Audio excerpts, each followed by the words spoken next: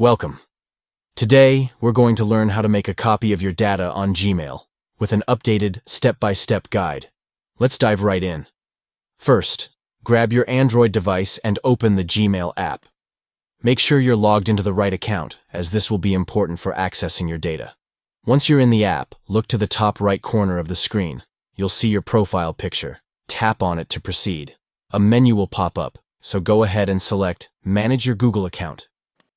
This will take you to the settings where you can manage all your Google services. Next, find the Data and Privacy tab and tap on it.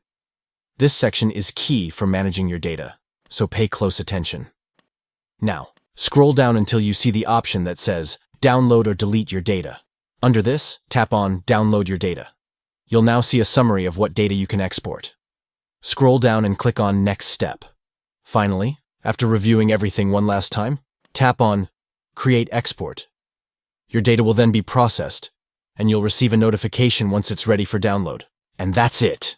You've successfully made a copy of your data on Gmail. Thanks for watching, and don't forget to like and subscribe for more helpful tips.